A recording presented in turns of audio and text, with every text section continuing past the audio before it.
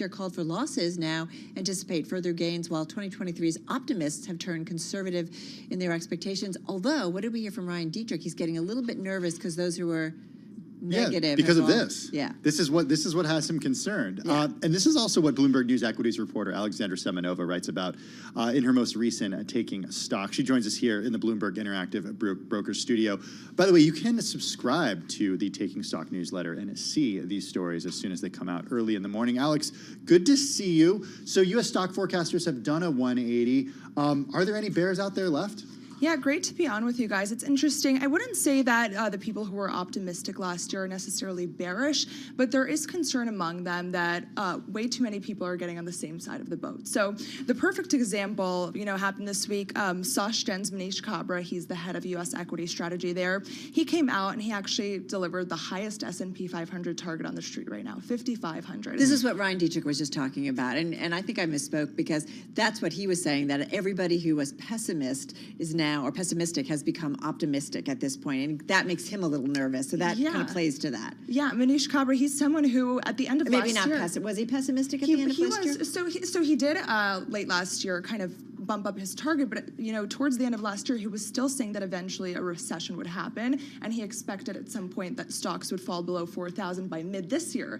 And now suddenly he's out saying stocks aren't in a bubble. U.S. exceptionalism is showing signs of strength after strength, and he is very optimistic. He says that although the best of gains are behind us for this year, given how vast the rally has been, he still expects more upside. He still sees another 6% for the rest of the year.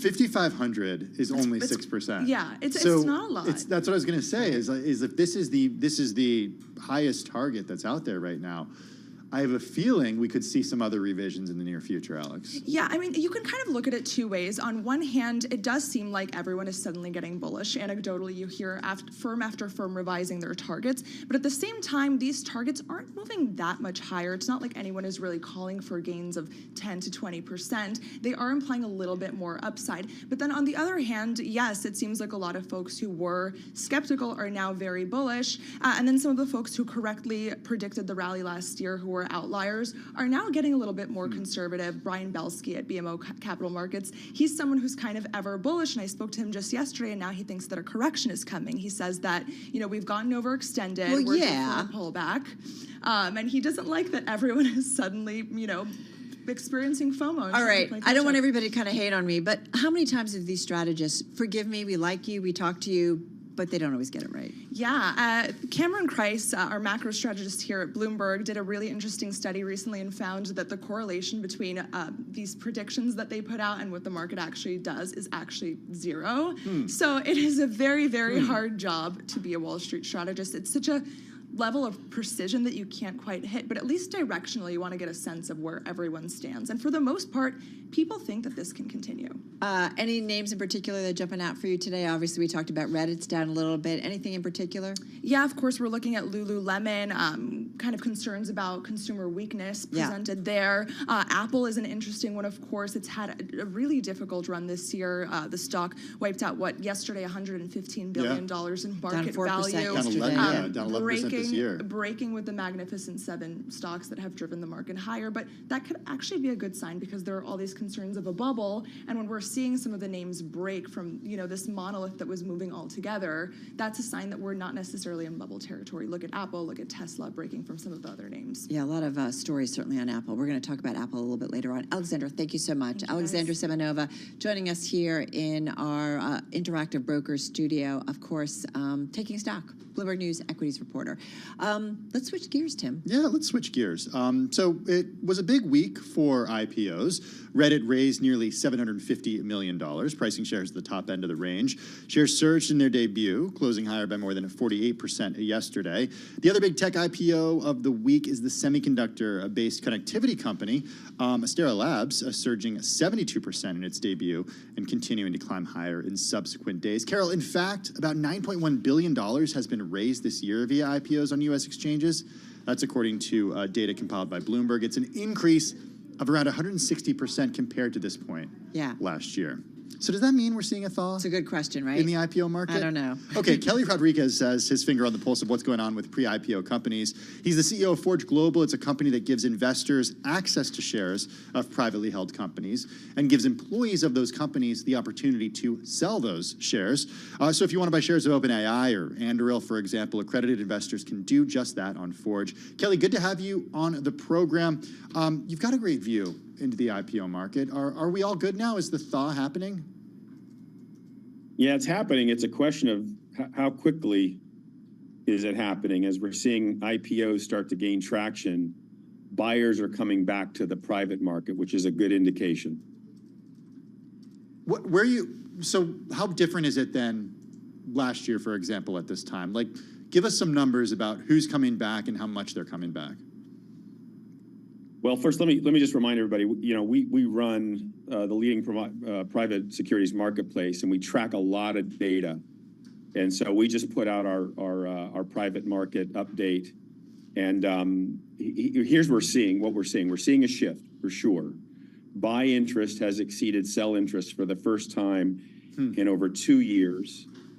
The bid-ask spread in the private sector has reduced to 10.8%, and we're seeing year to date, March is hinting at a potential recovery on the horizon. But we saw this begin really at the beginning of last year. But we're pretty optimistic about what we're seeing. I think people are going to watch these IPOs and see how they fare. There are a lot of companies that still want to get out, and they're watching what happens with Reddit and Astera. And is that why you think it's happening? I mean, you say buy interest exceeding sell interest. Why do you think it's happening? Is it, expectations of a lower rate environment and an easier environment for either new issues, if you will, or just kind of the equity universe overall? Like, why is it? Well, I think what we saw, and this is where it needs to be understood, we call this period in the private market the Great Reset. After the 2021 exuberance, bear in mind the private markets lagged the public markets considerably. And so there's been disrupted fundraising dynamics in play, questions about have we hit the bottom and whether or not the IPO window is closed. A lot of that sentiment has caused the private markets to freeze.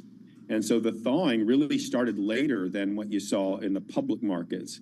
And what we look for is a sustained amount of data that tells us that it's coming back. And so what we're seeing now is a convergence of some of that data.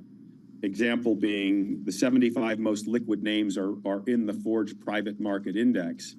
That declined last year 20%, while the S&P was up over 20%. But now, given where we sit this year, year to date, we're seeing the first increases in the index in the private market. That's an indication that people are getting more active, coming in, and they're watching the IPO window. So think of it as the IPO window opens, and that's an indication that private market investing will start again, and companies that were going to go public back in 21 and didn't and couldn't go out in 22 or 23 are lining up to watch and see what happens here with Reddit and Astera. Hey, Kelly, how is this playing out on the marketplace right now? In that, are you seeing a lot of employees who have equity tied up in these privately held companies? Are you seeing a willingness on their part to part with that equity? And what's the price, like in general, what's the premium that you're seeing there? Okay, so we have seen 2 years of unprecedented sell side pressure. Holders of these securities, not just employees, but investors that came in early, have been trying to sell or looking to sell for 2 years. That's why when we track the bid-ask spread for the last couple of years, it's been in the mid-20s to low 30s. The fact that it's come down means people are now able to start selling. But bear in mind, just a little bit of valuation metrics that are going on. If you look at the market today, 75% of the fundraising or transactions that are happening at or below the last fundraising levels. Yeah, the so-called down rounds. Yes, I mean 75% of the market is trading below. The 25 that's trading above, you've got a pretty steep premium actually at the top 10% of the market. So that top 10% of the market's being driven a lot by the AI craze. And the AI craze has brought, some energy back into the market. There's buy-side interest across the entire spectrum of AI players, Scale AI, Figure AI, Perplexity, Grok. So there is some activity happening there. And yes, there's a lot of sellers that are now finding buyers for their shares and are willing to sell at whatever the discount that's required to get that liquidity. It is improving, though. That's what I was going to ask you, though. How much is it AI companies, AI related? I'm also curious about where crypto kind of falls into this interest, or has that really, we saw Bitcoin certainly and a lot of other cryptocurrencies on a run. We've seen a little bit of a pullback, but I'm just curious the types of companies that you're seeing where there's interest. So, we trade at any given time in about 200 active names. AI is at the top of the list. Obviously, crypto is one of these cyclical sectors that when it's hot, people want to buy it, and it sort of tracks accordingly. I'd say overall, if a company is performing well, if there's growth, and they're putting up numbers that are essentially turning the market towards more reasonable valuations, they're still going to see premiums in the share price that they're getting. I mean, yesterday we announced, for example, the launch of Forge Pro. This is really geared towards the institutional investors that are now coming back into the space and are looking for a combination of a trade settlement system with all of the data and pricing information that would inform their re-entry back in the market. The market is still pretty discounted. I'd say there are very good deals that are trading now that are at 50% of their last round valuations. But at the top of the market, you're definitely seeing valuations go back up and players enter the market and watching the IPO space. And if this continues, I think we'll see more IPOs in 2020, in 2024, and even bigger volumes coming. Hey, Kelly, I do want to just talk briefly. We only have about a minute left, but year-to-date, Forge Global down over 30%, close to 34%, down more than 90% from all-time highs back in 2022. What's, in your opinion, is the market missing about the valuation of your own company that is publicly traded? I think you can never predict the sentiments of public investors fully. But we left 2021 with spectacular numbers, and the market's been recovering, and our revenue has been down on low volumes for 2 years. I think, like everything else, our last couple of quarters have demonstrated steady improvement. We've got our earnings call on Tuesday, and we think the markets, particularly the institutional investors that have looked at Forge, love the story of what we're doing. They're waiting for the performance of the market to come back. And we're working diligently on building technology that will enable the market at scale. And I think the combination of that investment and the performance that we see going forward will put us in a position to be judged by the market accordingly in 2024. So we remain optimistic. Kelly, appreciate you taking the time and joining us. That's Kelly Rodriguez, CEO of Forge Global, joining us from California. Thanks so much, Kelly. Really appreciate it.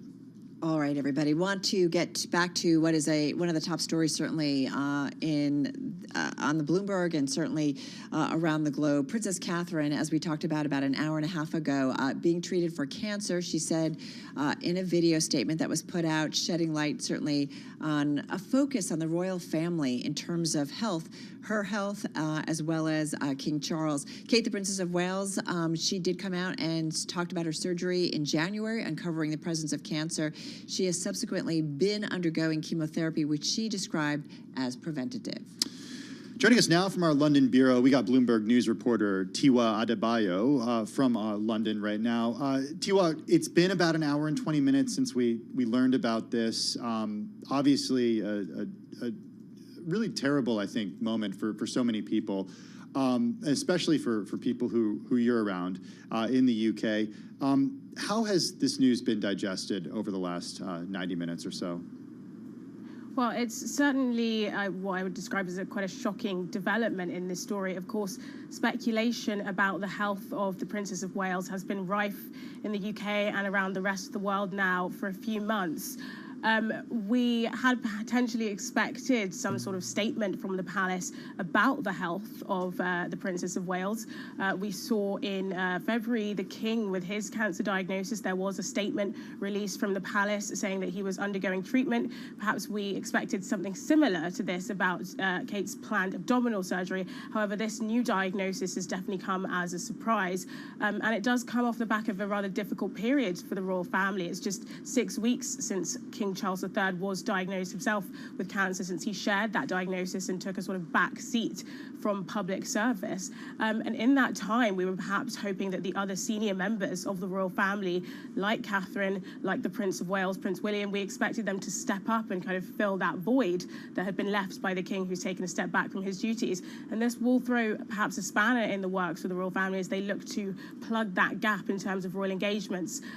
Catherine, the Princess of Wales, is one of the most prolific royals. Just last year, according to the Royal Circular, which is the record of all the engagements that members of the royal family take part in, she took part in 128 engagements last year. So the British public are very used to seeing her in different parts of the country. So this will definitely come as a blow to royal watchers and indeed the rest of the British public too. Right, no doubt about it. We certainly wish her well and are thinking about the entire royal family at this time. Tiwa, I do wonder, since it has been about 90 minutes since this news has come out, I think about the months since we haven't seen her and how much speculation, the amount of media coverage, good and bad, if you will, or not good, but often not very kind, if you will, that has come out. Give us an idea of some of the reaction that has been going on around the UK since this news has come out. And obviously, you folks and your affinity for the royal family, it's very different. And sometimes it's hard for folks outside of the UK to kind of understand the importance, not just as figureheads, if you will, but the importance that they play to the people in London and the UK overall. Absolutely. I mean, I think we saw just how constant the royal family is as a presence in the lives of the British public, coming up to 2 years ago now in September 2022 at the passing of Queen Elizabeth II. That did come as a shock to a lot of people despite her advanced years, because the royal family has been a constant in so many people's lives. And now we've had these two diagnoses back to back, the King and the Princess of Wales. It has no doubt spurred a somber reaction. Just a bit about the sort of level of scrutiny that the Wales family, the entire Wales family, has been under in these last couple of weeks, especially. The last time we did see Kate was in Christmas of 2023 when she attended a church service up in Sandringham with the rest of the royal family. As I mentioned, that's a very big gap to not have seen her in terms of her habitual public life.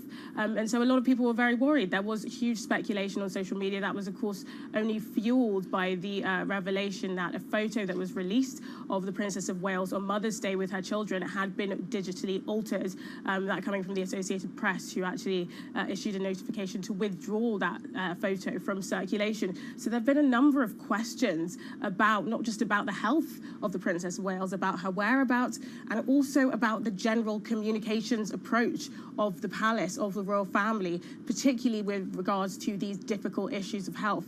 Characteristically, they're quite silent on these issues. They have a mantra in the UK which is called never complain, never explain. They don't like to go into too much detail, especially about issues of health. So this video was quite a step away from that. Well, you make, and we made the point earlier that in the video, the transcript of the video that we have, she talks about major abdominal surgery.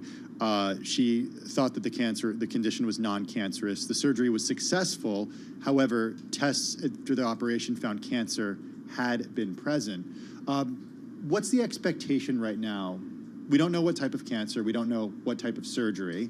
What's the expectation right now, Tiwa, that we will learn more details from the royal family about her condition as she continues treatment? Well, the expectation around more details is probably quite low. We did hear from Catherine herself in the statement saying that she hopes the British public will understand that her and her family do need time, space and privacy to now process this news.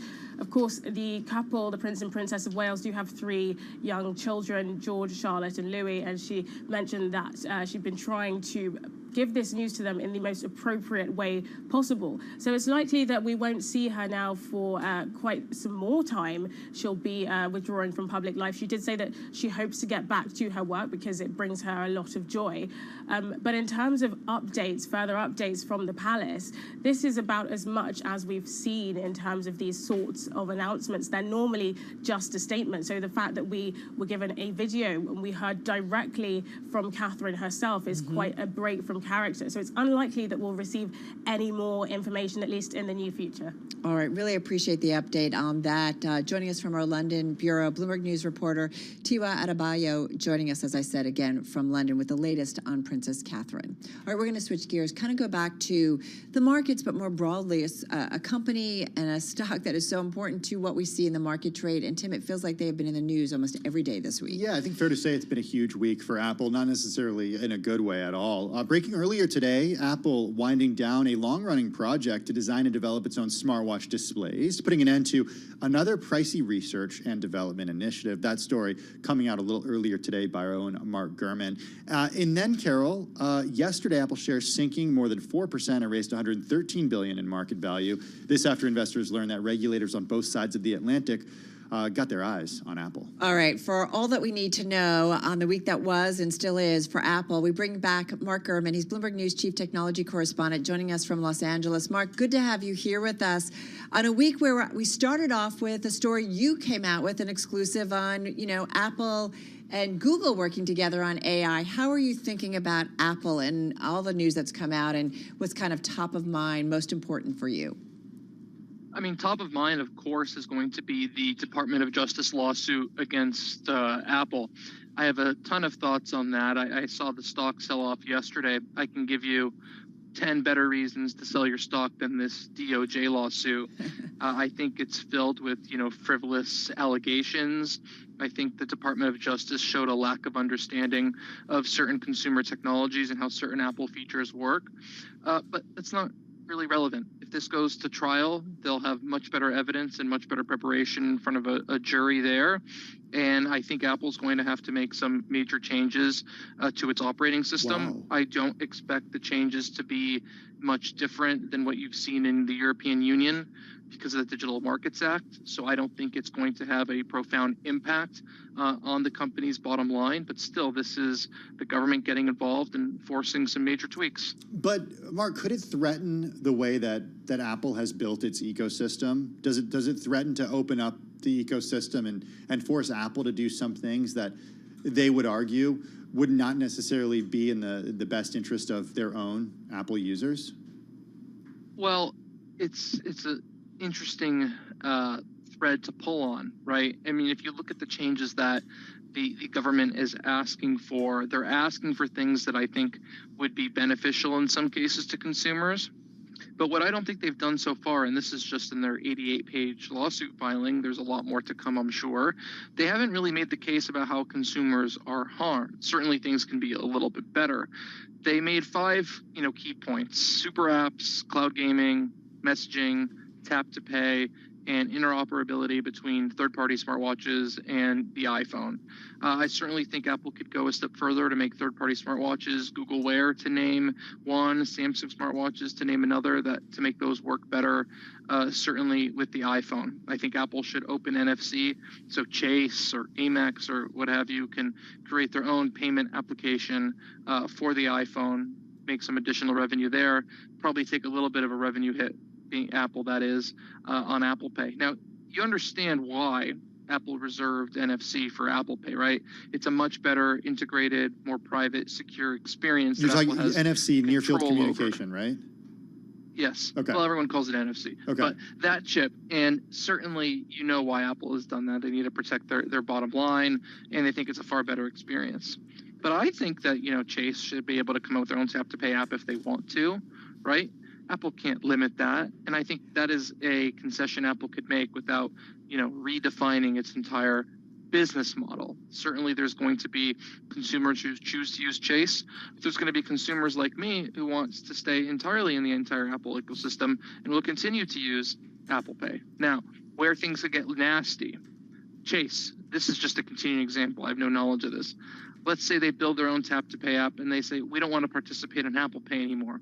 We're only going to let people do iPhone tap to pay through the Chase app. We don't want Apple getting any revenue cut ever, right? That's where the precedent starts to kick in. That's why you can see why Apple is so frustrated by this call to loosen its ecosystem. And if I were them and I built this business model for so many years in this integrated software services hardware approach, I'd be peeved too. Yeah. Hey, all right, so much going on. We're running out of time. Got about 40 seconds left here. Tell us. We have more time. Oh, do we have more time? Yeah, we have more time with Mark. Oh, okay. Well, yeah. We can pull some strings and keep Mark for longer. Well, this is Let's how just it say works. that. This is when Mark Gurman sits in the chair. This is what happens. Hey, tell us about your story, though. You know, we talked with you about them winding down the car. I'm not saying this is apples to apples, but winding down a long-running project to design and develop its own smartwatch displays. What do we need to know about this and the significance of what it means in terms of Apple as a company, as a business? I don't know. Put it in perspective, as you always do for us. Well, this is Apple, like you said, winding down a project to design, develop, and help manufacture screens that go into the Apple Watch for the first time. This would be using a technology known as microLED. It's very nascent. It's a successor in many ways to OLED, which is what you see the iPhone using since 2017, the Watch since 2015. They're going to add it to the iPad the first half of this year. They're going to add it to the Mac in a couple of years from now. It's an amazing screen technology. MicroLED is even better. Very pricey, very difficult to manufacture. They had to kill that for the watch. They're hoping down the road later in the decade to get it into some other products, but I wouldn't hold my breath necessarily, but they are certainly trying. The big picture here is you said it wasn't an apples to apples comparison. Fine, but you're right. This is in equal territory in some respect. Two major research development projects being killed this year, saving on budgets, cutting jobs. You know, how many times can you say that Apple's cut two major R&D projects to save money in 1 year? I don't think that's happened as long as I can remember, and we both had them in recent weeks. So certainly it's very notable from a corporate development perspective. Mark, big win for Samsung or LG here? Is it material to them? Interesting question. They'll continue to pop out OLED displays for Apple. I wouldn't call it a massive win for them, but you know what they say, a win is a win. So I certainly think that they can sleep maybe a few more minutes at night now. All right, so no news from Apple next week? Got 20 seconds, right? It's going to be quiet? I'm not going to make any predictions on whether it'll be quiet or not.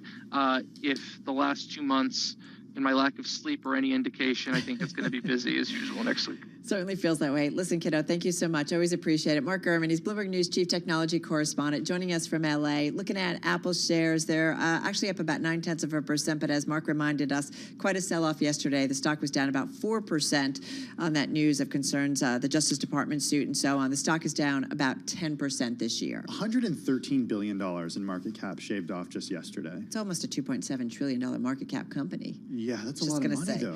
Hey, listen, let's get to a good voice on Apple. Co-founder of Apple, Steve Wozniak, joining our TV team right now in a simulcast on radio and TV. Battle over a scam on YouTube that could have far-reaching legal impact for big tech. Now, the case involves Apple co-founder Steve Wozniak. A Bitcoin scam used his likeness and others to cheat people out of hundreds of thousands of dollars. Now, YouTube argues that federal law protects it from liability. A California court will consider if YouTube could potentially be held responsible because it put verification badges on the scam videos. Steve Wozniak joins us now. Hey, Steve, it is so great to talk to you. Thank you so much for joining us. What are you going to do now? Are you going to take this back? Are you going to relitigate? What is your game plan in sort of going after YouTube here?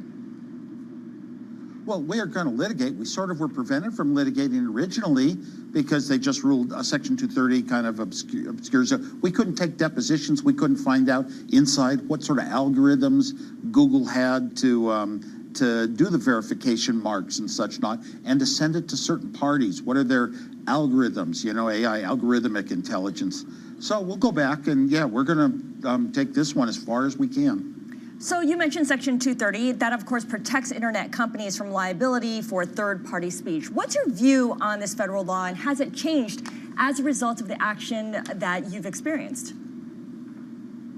My view is that Section 230 is about, you know, freedom of opinions and expressing them. And, you can even say bad things about other people, and you have a right to freedom of speech. We're talking now about a situation where there's crime going on. Are you going to be a good citizen and take the steps to even answer a phone call, to even get a person involved, to look at it, to shut it down with a little bit of software? We're looking at that aspect. When there's a crime going on, you kind of have a duty as a citizen to stop it, get in there, help the police getting on. It's an obvious crime. I mean, so many people lost money. They actually wrote me, but Steve, blaming me for them losing their life savings. I mean, that's terrible, and we obviously don't like that. But there's a difference between sort of proving that the scam was a scam and holding them accountable versus holding YouTube accountable for their blue check marks and their verification badges. Sure. Can you stay on the line after this call and send me 1 Bitcoin and I'll send you 2 back? No. But thanks for asking. I mean, you know what? You don't even have to you don't have to see the stuff. You could Stevie Wonder could tell it's a scam. It's crime. It's a crime. Right. No, I'm not saying the and scam they did isn't not a just crime. to me, Steve, but to others. I'm not saying the scam isn't a crime. The scam is the scam. I'm saying, why is YouTube responsible for that?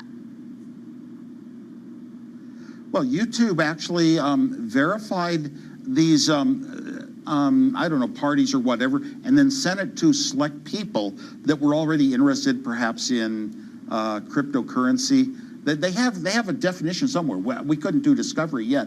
Now we can. And how did they choose to? They were speaking for themselves. That's them as a speaker. It's not a third party that's doing the speech. That's Google doing it. Wait. Hold on a second, Steve. But Google and YouTube didn't make the scam. Like, they didn't take your image and make a commercial. I just want to be really clear about that. Correct, but they had some speech in it that convinced people it was legitimate. But what about Twitter or X's case, where they have a blue check mark, but as it's been made really clear, once upon a time it verified something, but these days it's just what you get when you pay an extra fee. Twitter's or X is not saying it's anything more than that. Yeah, but it gives people an idea that this is legitimate when it's not. So, we'll see how it goes. We'll see how it goes. Steve, we also want to get your take on what's going on with Apple, because Apple, of course, certainly in the crosshairs of regulators right now, whether it's in the European Union or whether it's in the United States. We know that Apple has really branded itself as a champion of privacy and user safety. When you take a step back and you look at what's going on with the Apple ecosystem and with what big tech is doing overall, do you think the way Apple operates as a company is completely different from the likes of Alphabet, which of course is the owner of YouTube, who you're embroiled in this lawsuit with, or how Meta operates? Oh, I can't comment on that. I just think Apple's the good guy of them all because they've done so much, I don't know, equality and trusting different, disparity of types of people, and women are paid the same as men at Apple. So they've been a good guy, but still, I think back to the Microsoft case and the Department of Justice case against Microsoft. I read all 104 pages. I mean, it's enough that I remember the number of pages there were. And the first few 5 pages or so, they defined why it was a monopoly, and that applies to Apple. Even though you could point out alternatives. And then it gets into a matter of, if you're a monopoly, that's not bad. That's not bad. Being big is not bad. But if you are antitrust, if you are not even and fair, the playing field's not even, the trouble is it boils down to law. I'm not a lawyer. I don't exactly know what the antitrust laws are. So that's something that has to be found out. Okay, but Apple is a monopoly in your mind, but that's not necessarily a bad thing from what I understand you're saying. Yeah, it's a monopoly to the users that love their Apple equipment. Yeah, you don't have an easy way to get out of it. You have a bunch of apps and setups and the way you run your business and all that, and it'd be very difficult to just use other people's. And, it's like all the other products too, that get added on. We have an app store. That's great. High price app store. But I was a developer once, and I was developing little stuff on my own with no money. And how did I have a way in to find a way to sell it to the world? So that brings up an interesting question, because if Apple, Apple's system is so simple to use, people like using it. Is the iOS ecosystem so ingrained in our culture, and global culture for that matter, that any policy change that is forced upon the company really won't matter at the end of the day?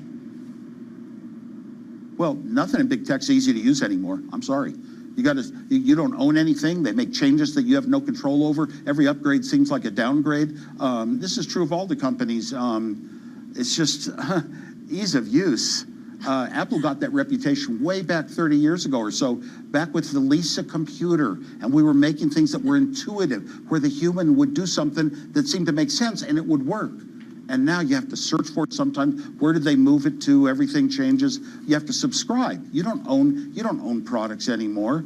It's just they'll make a change the next month on you, and you have to subscribe, pay money, and set up names and passwords. I've got a list of maybe 400 of those. And So just every time I want one little thing, I wind up with a new subscription that I really don't want in my life. I like things to be simple. That's how I designed computers, in fact. If you read my book, you'll get that. So, Steve, does that mean I just do not think ease of use. For example, when I had troubles, even on Apple products, why can't I do this? Why can't I do this? Why don't I have a choice? Why do you? I don't feel that any programmers are responding to me in Apple are responsive. They're just, all they have to do is get some buttons somewhere. It doesn't have to make any sense, and they work if you can find them, and they get a bonus for it. That's how I feel. But that's true of all the companies. It's not like Apple's different. Steve, do you have a flip phone then? I actually did buy a flip phone when Motorola came back out recently, but matter of fact, when the iPhone came out, I carried the iPhone for some access to the internet, little playing around tricks, but I carried a flip phone for phone calls. Interesting. But you know what? A lot of times things in the old days were very much simpler than they are today. It didn't run the problems. Try to bring up a game you want to watch on TV these days, and how many networks you have to go through and download a different app and connect some other. Yeah, that's another problem, but it's one we shouldn't face as consumers. So, Steve, I'm getting the sense, and I could be wrong, that maybe it's a good thing that Apple abandoned its Apple Car. I don't think Apple had enough success in the Apple Car. Apple needs big markets because they're such a huge company. They need things that are worth a lot of money, and a car company's worth a lot of money. But I have a feeling they tried to make it full self-driving and found out it's really not possible. Yeah, I mean, that was a 10-year effort. That's only a feeling. That's me. No, that's me. And that's I get all car companies right now. I think about the amount of time and money spent on the Apple Car, right? It was 10 years, it was $1 billion. We know that Apple is stepping away from the Apple Car and looking to really focus on AI. So when it comes to Apple's AI strategy, I'm curious to get your take, because we know that Apple is reportedly in talks with Google to use Gemini for its iPhones. And we also know that it's reportedly trying to include Baidu AI into its iPhones in China. What's your take on this? Because if U.S. or Chinese regulators decide, this is not a good partnership, doesn't that leave Apple with really no one to partner with when it comes to AI? You know what? In theory, Apple should have its own developers that can do a lot of work, and it might be very secret. I wouldn't know about it. And I just hope that Apple does AI in the most responsible way of all the companies, and that there's a lot of human involvement. AI, just pass it on to somebody else. Like there's a professor that allows all the students to just pass on AI, and not one of them has ever turned out to be worth more than a C+ in his class. So, you need some human involvement. AI is a great search engine, bring up a lot of ideas to you, but a human needs to evaluate them, decide what's right, what's wrong, what's deep fakes, for example. I very much want things to always be expectable, and we don't even know where the deep fakes come from or where the hallucinations of AI come from. So we've got a lot of work to do on AI. They said, somebody recently, I think at OpenAI, said it's going to be 5 years or so before maybe we have AGI, true AGI, that's like a human. So, but I'm glad that Apple's getting into that. Apple should get into all the, the important fields that involve calculating, thinking, that sort of thing. Well, for now, it's not getting in any other way except teaming up with other companies that also raise the ire of regulators. I'm curious also, speaking of regulators and raising the ire, to get your take on TikTok, because the House of Representatives, as you know, passed a bill to force TikTok to shut down or be sold by its Chinese parent. From where you sit, how do you think about this? Is there anyone that has the capability to buy the app that's not a big tech company? Well, what's the problem with TikTok? That somehow information can be listened to, monitored, you can be tracked? Wait a minute. We've heard that about every single one of the big tech companies in the United States. So I'm trying to figure out in my head, what is the deal? I see TikTok as a wonderful entertainment producer. Well, I think it's the data privacy and also any sort of communications or coming in from China that maybe that they can sway what you wind up seeing, which so could you then think sway that public Chinese opinions. You think that Chinese have learned it that well from us or every other country? I don't think anything at Australia, all. China, I'm just saying what the Middle East. argument against TikTok is. That's all. But I think it brings Well, up I hear it, but I don't hear the argument against the principle. A principle is something that is right or wrong here or there, and I don't see a principle being exposed because it would take in a lot more companies before TikTok. So, last question, just to round out the whole conversation, Steve. Can big tech companies as we know them now, can they get bigger? Sure, why not? I don't know. I don't rule against that. But you don't see any problems with that in any way in terms of just how big some of these guys get? Abusing your bigness, using your wealth and power to get more wealth and more power over, let's say, consumers, the people who buy your products. That's what antitrust is all about. So let's see how this all plays out. Hey, Steve, we really appreciate it. It was fun to talk to you. Thanks for playing around with us. Steve Wozniak, Apple co-founder there, on a variety of topics. All right, our thanks to our colleagues, Alex Steele and, of course, Scarlet Fu. They're talking with Apple co-founder Steve Wozniak on Bloomberg. You can certainly, if you missed any of it, head to Bloomberg.com for all the details. You know, it's interesting in their conversation, though, Tim, they did talk about this one story that's coming from the Wall Street Journal. Apple has discussed using Baidu's generative AI, artificial intelligence, in iPhones and other devices within China. Again, coming from the Wall Street Journal, a potentially big win for the domestic search leader. This in a week where we know we kicked off the week with Mark Gurman's exclusive about Apple teaming up with Alphabet's Google. Right, doubling down on their already established relationship. That moved the entire on market. AI. Yeah, on AI. on AI. That moved the entire market. Remember? Yeah. But there is no Google in China, so this makes sense because you can't actually access the U.S. tech companies Good point. in China right now. So that's one of the reasons why, with this whole idea of reciprocity with the TikTok ban, you have some critics here in the U.S. saying, wait a second, why should we even allow ByteDance to have TikTok here in the U.S. if we're not allowed to use social media platforms and Gmail when we're in China? Right, exactly, the restrictions. Like you just said, though, the Journal pointing out that the U.S. company seeking a local partner because regulators there must vet all AI models. So we know, right, that's the backdrop, if you will, and the sentiment.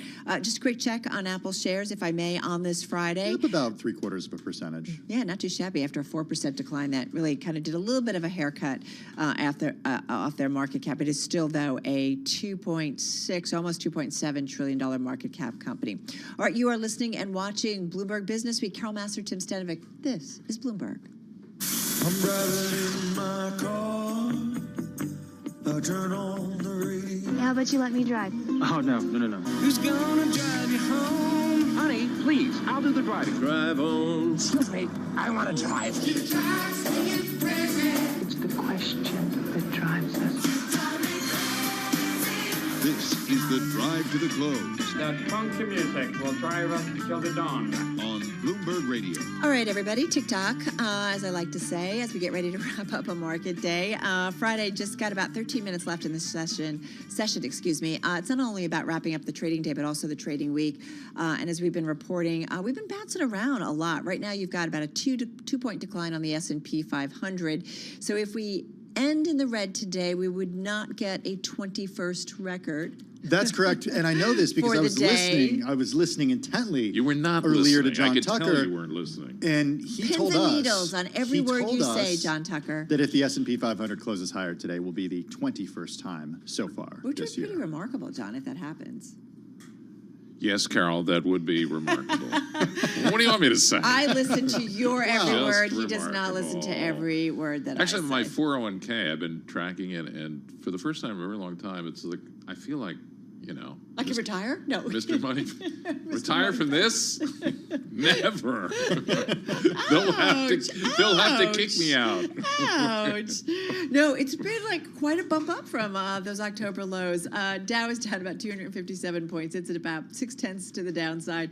And the NASDAQ 100, if it ends in the green, we would see another record on the NASDAQ 100, up about 0.2%. All right, let's get to it. As stocks are headed for the best week of the year, time for a drive to the close guest. Dana Dioria is back with us, Co-Chief Investment Officer over at InvestNest. They are a tech company, provides a software platform for the wealth management industry. They've got about 108,000 advisors on their platform with a total, those advisors have a total of about $5.8 trillion in assets. So a nice little vantage point that she certainly has, Tim. Dana, how are you? Good to have you with us this afternoon. Be here. Thanks for having me. Yeah. Okay. So I want to talk a little bit about what you're seeing on the platform right now. You're in a unique position of having an overview from so many different of so many different financial advisors around the country who work with so many different people. Carol mentioned some of the stats there. 108,000 advisors. Give us an idea about what you're seeing on the platform right now. Sure. Well, we look at flows, obviously, and which asset classes are gaining the interest. I think not surprisingly, we've seen a lot of interest in short-term fixed income in the last year, and even recently. You've seen obviously money market assets ballooning. And, the platform's kind of seeing the same thing.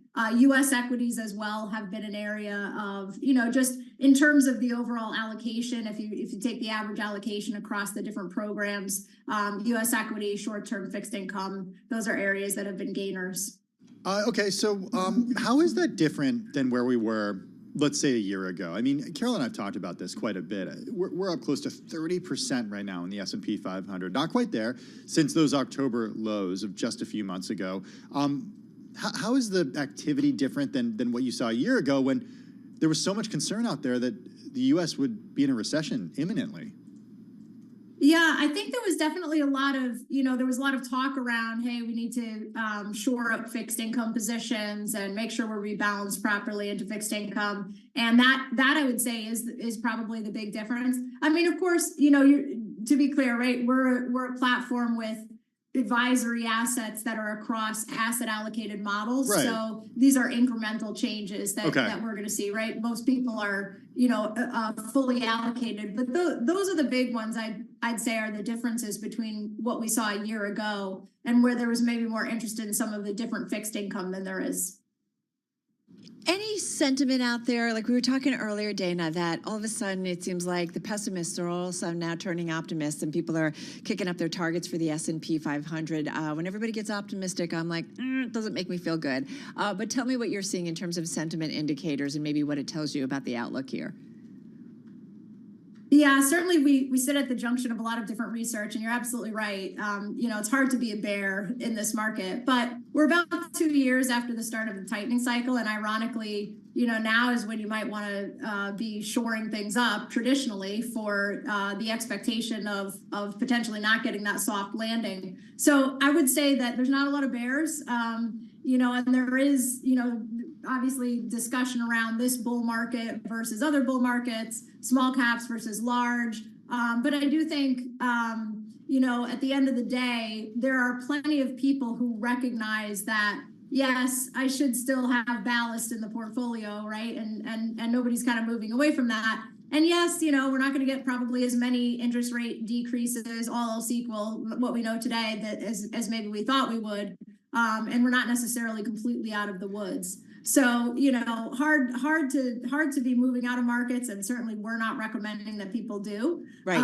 But at the same time, keeping that 40 and your 60-40 is still important. Hey, Dana, without opening up kind of the safe on the amount of information that you can see from all of those investment advisors. You can open up the safe. Not going to argue with that. That are on your platform. But you do, one of the reasons we like, and I've said this before, and I know, Tim, we both feel this way, that, one of the reasons we like talking to you is because you do have so many advisors on the platform, and there's a lot of information and data flow. And I do, I'm hearing what you're saying in terms of the broad macro thing, but I mean, Are there any interesting new trends in terms of what investors are doing? Is it moving money more into equity? Is it moving money into alternative like what is it that you're seeing in particular? And also like with the Treasury trade and what it tells you about kind of expectations from the Fed longer term.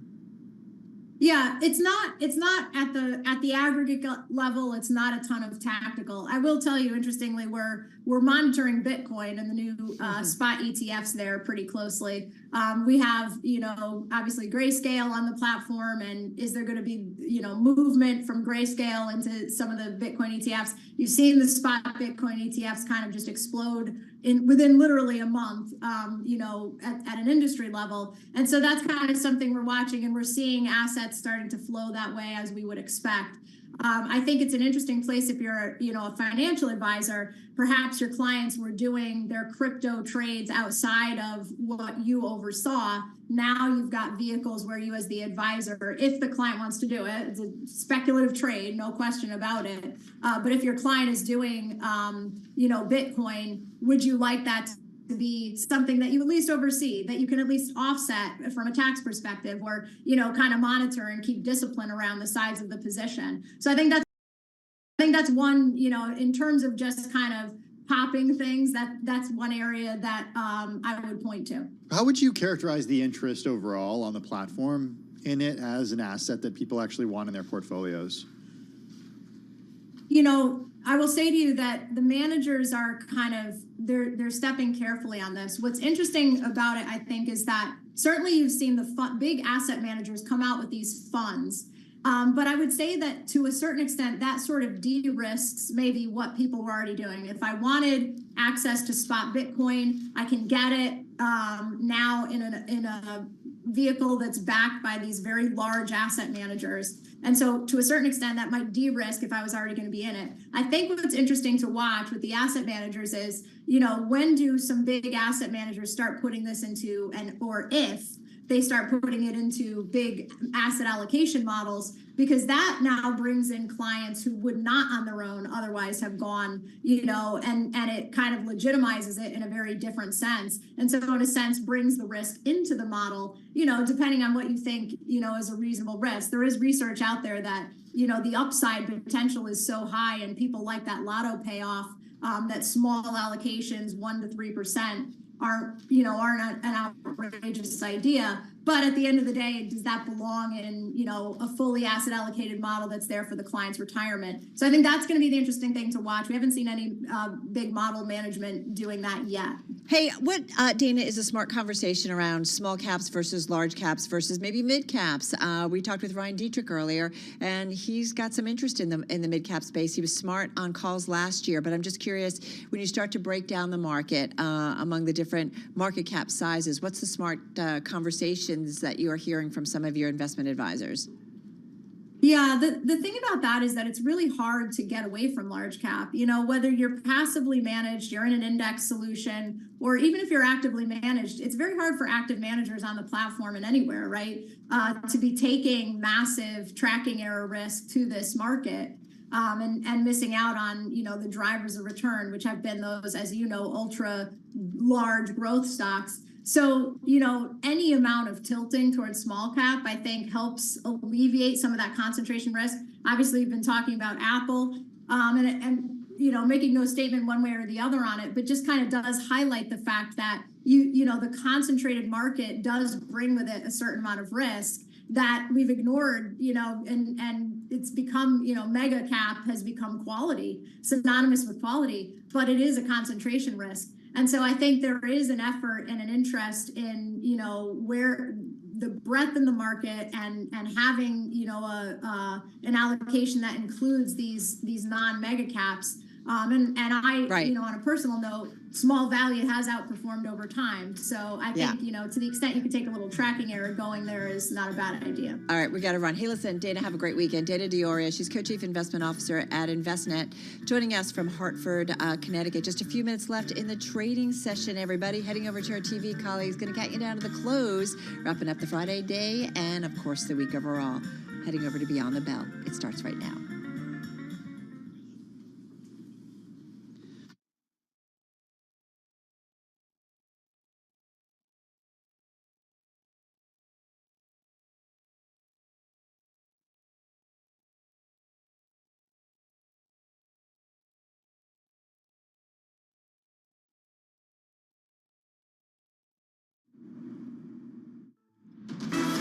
the bell.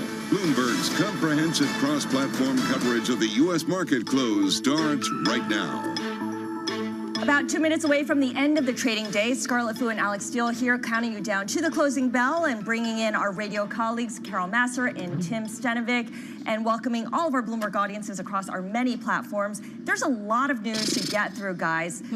It just doesn't have anything to do with the market. You've got March Madness taking place. You've got what's going on in London with the Prince and the Princess of Wales, and you're seeing that reflected in kind of non-moves in the equity market. Yeah, it's been kind of an interesting day, right? Kind of all over the map, if you see, all over the place. And the S&P right now looks like it's not headed for a 21st record close here in 2024. Having said that, guys, man, the run-ups this week, the S&P up about 2.4%, NASDAQ 100 up about 3%, and the Russell, the small caps, about 1.7% higher. So we've seen certainly the equity universe overall, Tim, move to the upside this week. Yeah, and for the S&P 500, it's the best week of the year. It's the best week going all the way back to mid-December. So, Alex, I think a lot of it has to do with what we heard from Jay Powell, what investors heard from Jay Powell earlier this week. Also, I was interested in Bank of America. They have their flow report, right? It just takes into account the first half of the week, but they show that equity funds suffered the biggest redemption since 2022 in the run-up to Fed's meeting on Wednesday.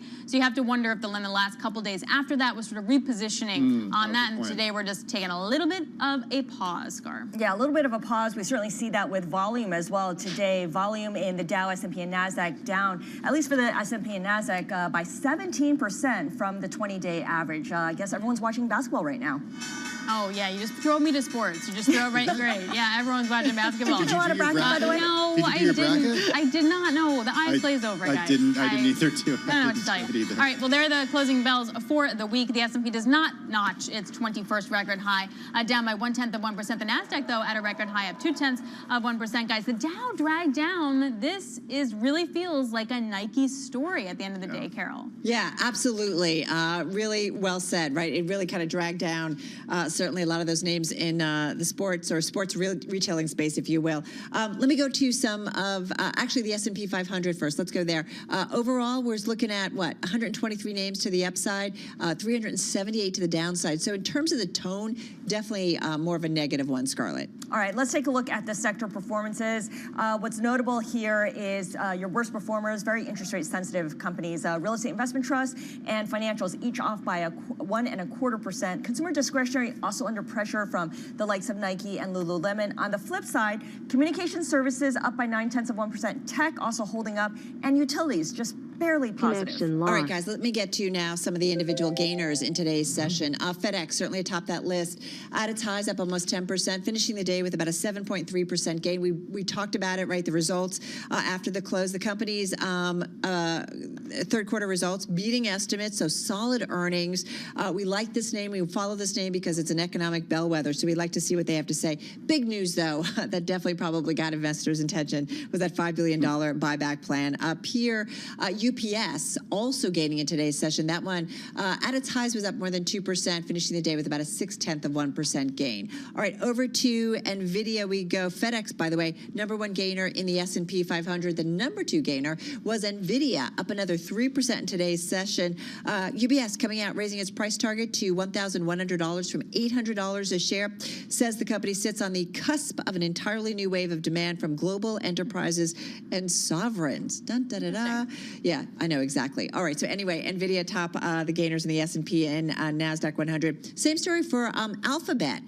This one, Wedbush, coming out, analysts upgrading the price target to $175 from $160, added it to its best ideas list, maintaining its outperform, said it's a net beneficiary of generative AI. So you did see Alphabet shares, they were up, about 2% here in today's session, guys. Well, I do want to go back, when I'm talking to decliners, go back to something you said, Alex, about the Dow being pulled lower by Nike. Certainly the case with a more than a 6.9% decline on the day today. Nike shares sank as much as 9% earlier in the session, biggest intraday drop in 3 months. This after the company warned investors that sales would be declined by low single digits in the first half of the fiscal year.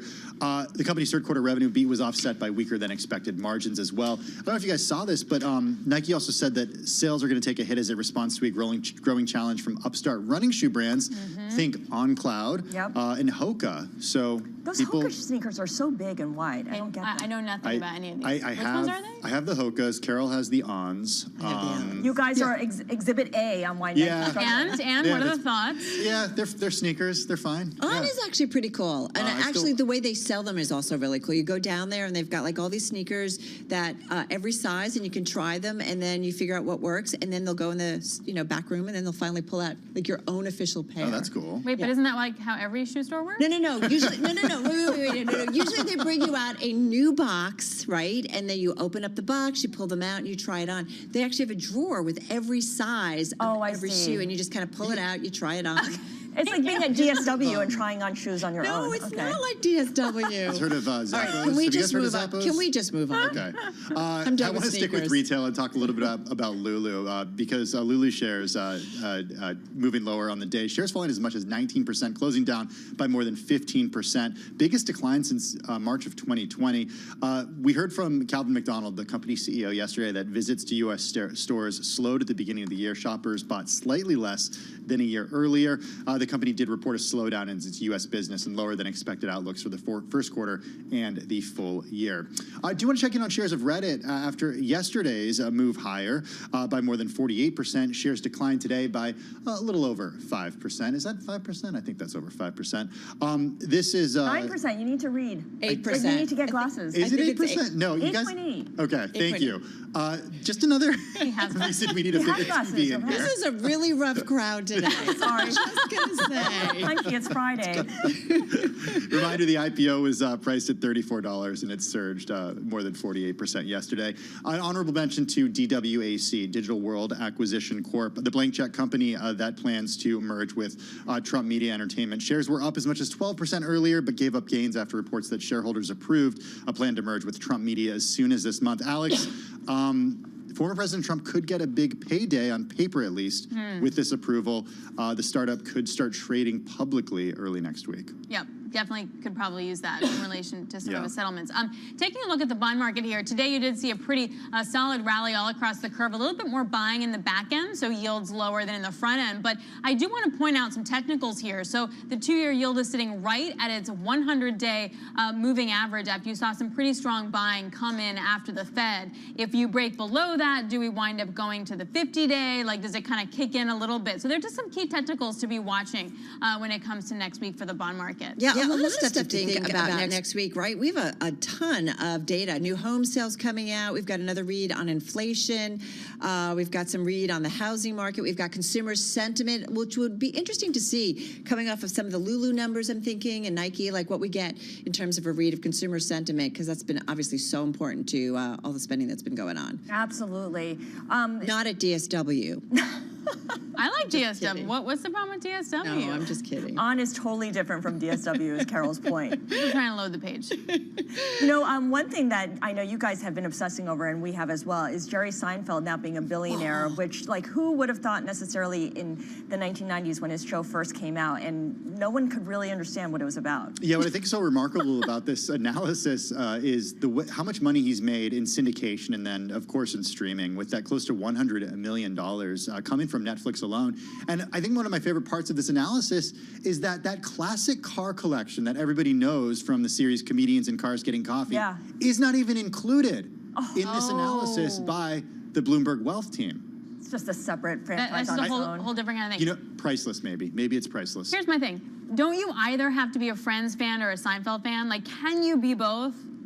Yes. I think you can be Can both. you literally? I like both. I've never met anyone who likes both Seinfeld equally as fan. much. I like both. I'm Friends. How could you not like Fusilli Jerry? I mean, just You know what I do? What I do find interesting is how much young people who, you know, we all saw Friends when it actually aired on Correct. NBC years ago. Do you know how much kids who were not even around then love that show and are powering it through streaming and through reruns? My daughter did. My daughter is watching it. She's 9.5, and we'll be watching reruns. She'll come in. She's like, "Oh, is that Monica?" I was going like, we'll have a amazing. conversation about it. I love People it. speak in Chandler inflections without realizing they're doing it because it's just part of the culture now. Or they're my husband, and that's just part of what he does. Could today's market trading be any slower? Very. Oh my God. Oh my. You're like. No one's better. Scarlett, that was really well done. That was awesome. All right. That was There's a lot Friends more. fan and Seinfeld fan. All right, Anyway. well done, well done. All right, guys, that's a wrap. This is definitely a Friday. It's been quite a week, but loved being with you this whole week. Cross-platform on radio, TV, YouTube, and Bloomberg Originals. Beyond the Bell. We will see you again, same time, same place, on Monday. This is Bloomberg Business Week. Insight from the reporters and editors who bring you America's most trusted business magazine. Plus, global business, finance, and tech news as it happens. Bloomberg Business Week with Carol Masser and Tim Stenevec on Bloomberg Radio. All right, everybody. The week that was a Fed meeting signaling 3 cuts likely this year, despite lifting the forecast for core inflation. That has led to quite a rally in stocks. In fact, right, we've summed up that it was the best week in 2024, and we saw another record on the NASDAQ 100. 2 tech IPOs that perhaps suggest that the unthawing of the IPO market has begun, although we'll wait and see what happens next year. And then we had regulators on both sides of the Atlantic, Tim, training their eyes on Apple, also Google, though we should point out. Just a few of the stories that are the backdrop for tonight's episode of Bloomberg Wall Street Week with David Weston. David Weston here in our Bloomberg Interactive Brokers studio. David, how do you approach a week like this? Well, I was going to say, I'm breathing a sigh of relief right now because we actually have somebody on about the IPO, a Barclays tech investment banker.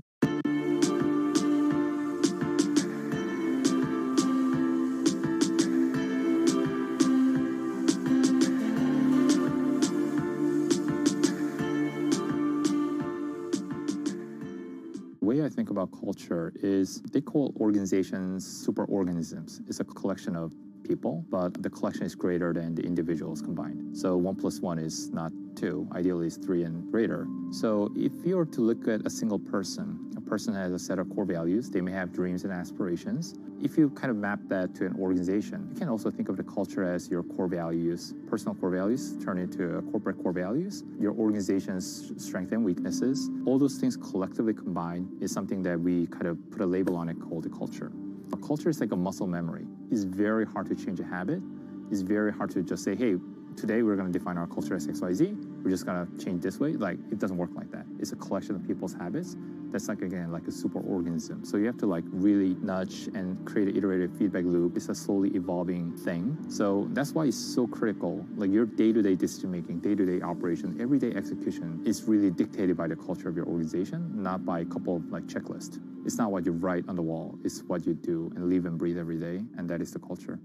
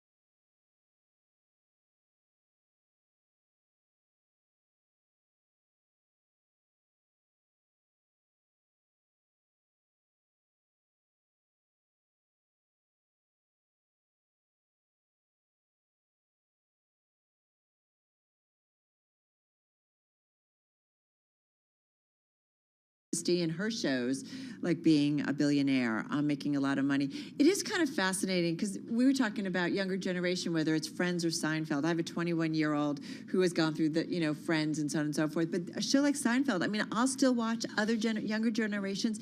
And so you think about the fees that are generated off them, it just continues. Yeah, and it's just a model that was so unique to that time. Like Friends and Seinfeld, I mean, those syndication deals, like you're sitting pretty forever, basically.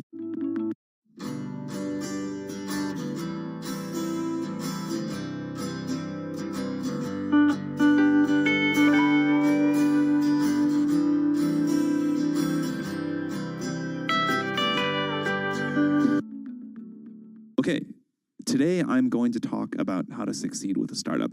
Obviously, more than can be said here in 20 minutes, but I will do the best I can. The most important thing, the number one lesson we try to teach startups is that the degree to which you're successful approximates the degree to which you build a product that is so good, people spontaneously tell their friends about it. Startups always ask us for the secret to success. They always want to believe it's something other than this, because this is really hard to do. But this is it. If you can build a product that is so good, people spontaneously tell their friends about it, you have done 80% of the work that you need to be a really successful startup. If you think about the most successful companies you know, Google, Facebook, whatever, you probably found out about them because a friend of yours said, you got to try this, it's great. So this is the bar. Something that people love so much they tell their friends about it. One important indicator for a product like that is a product that's simple to explain and easy to understand. If you can't explain in a few words what you do, and if at least some people don't say, oh, that's pretty interesting, that's usually a mistake. It's usually a sign of unclear thinking or a need that is not big enough.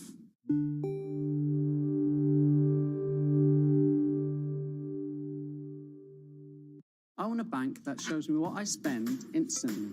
We're Monzo. Give us a go. See? Well, I want a bank that can help me budget for the things I need. Like a new leather jacket for Bingo. We can do that. Bingo's my cockapoo. Hi, Bingo. It's a real faff to sign up. It takes less than 10 minutes. Race you. You're on. Time's up. How'd you get on? It's a draw. Is it? We hear you, Bingo. You make Monzo Monzo.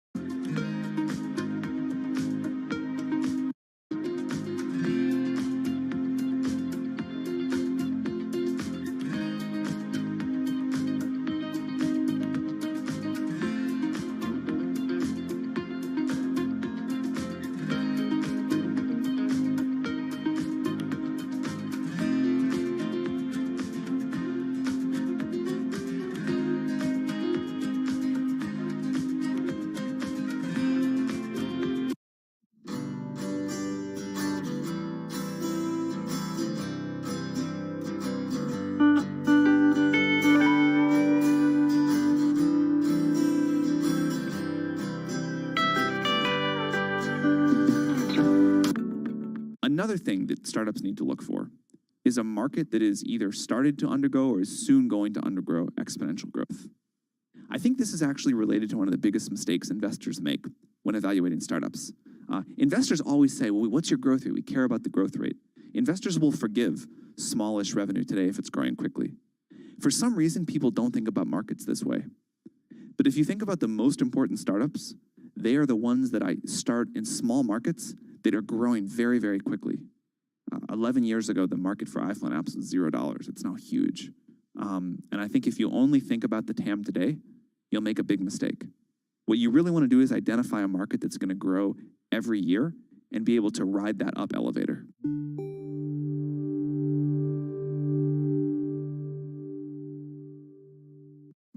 Welcome to the digital age. Are you struggling to stand out here?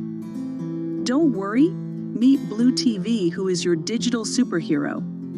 Blue TV is a multi-purpose online media network that also provides digital marketing services. We are based in Islamabad, Pakistan. We are expert in creative marketing, social media and digital marketing, search engine optimization, web design, page rank, and SERPs, video editing, recording and production. So, what are you waiting for? Pick up the phone and call or WhatsApp Blue TV on given number, or visit our Facebook page at facebook.com/blue.online.tv. With Blue TV, your business growth will be skyrocketed. I want a bank that shows me what I spend instantly. We're Monzo. Give us a go. See? I want a bank that can help me budget for the things I need, like a new leather jacket for Bingo. We can do that. Bingo's my cockapoo. Hi, Bingo. But it's a real faff to sign up. It takes less than 10 minutes. Race you. You're on. Time's up. How'd you get on? It's a draw. Is it? We hear you, Bingo. You make Monzo Monzo.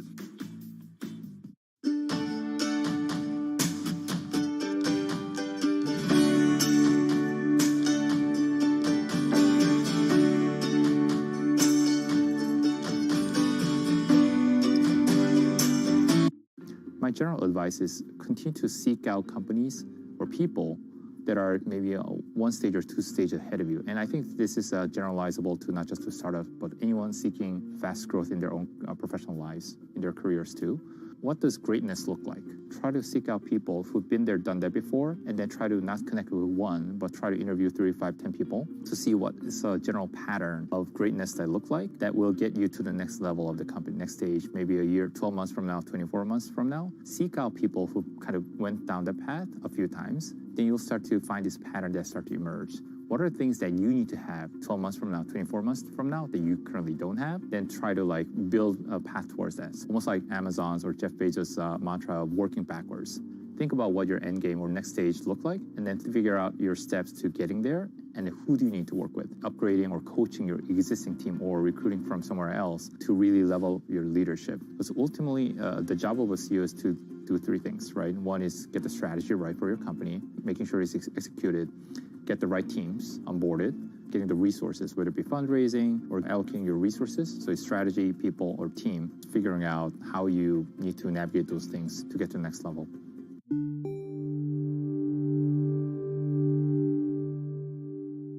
That she had back in January, discovered it, and now she's going through chemotherapy. She released a video message about this. My work has always brought me a deep sense of joy, and I look forward to being back when I'm able. But for now, I must focus on making a full recovery. Princess Catherine described the chemotherapy as preventive and that she's now in the early stages of that treatment. She did not say what type of cancer she has. Buckingham Palace says King Charles III is proud of his daughter-in-law for her announcement. King Charles, you may recall, also revealed his own cancer diagnosis earlier this year. Russia's Federal Security Service says 40 people have been killed, more than 100 wounded in an attack at a Moscow concert hall. Now, the venue is still on fire. The death toll could rise.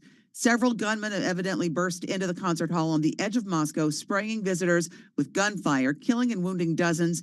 They started a massive blaze. Russian media reports the roof is collapsing, and that attack, which Russian authorities are investigating now as terrorism, is the deadliest in Russia in recent years.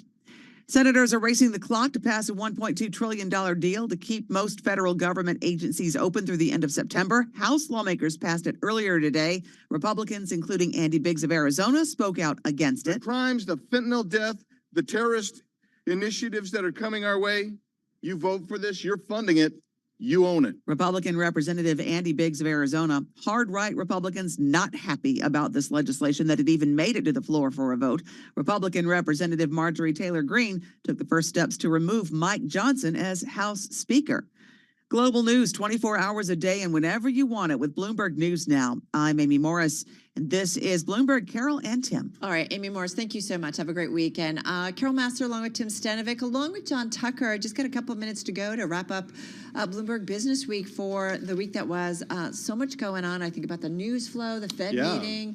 John Tucker, I don't know, what's top of mind for you? John Tucker? Yeah, John Tucker. What's going on with We're me? putting you on the spot, yeah. There's nothing going on with me. Oh, did you know? What? I was at Home Depot and Lowe's because Lowe's didn't have what I was looking for, basically straight 2x4s, so I had to go to Home Depot because major renovation in the house. I'm adding a bathroom, and I'm trying to do it myself. off the master suite. A little Googling upstairs. of videos to figure it out. No, I'm wondering, could that be like a video that I put out there on? That would be a perfect. What's the thing called? TikTok. TikTok.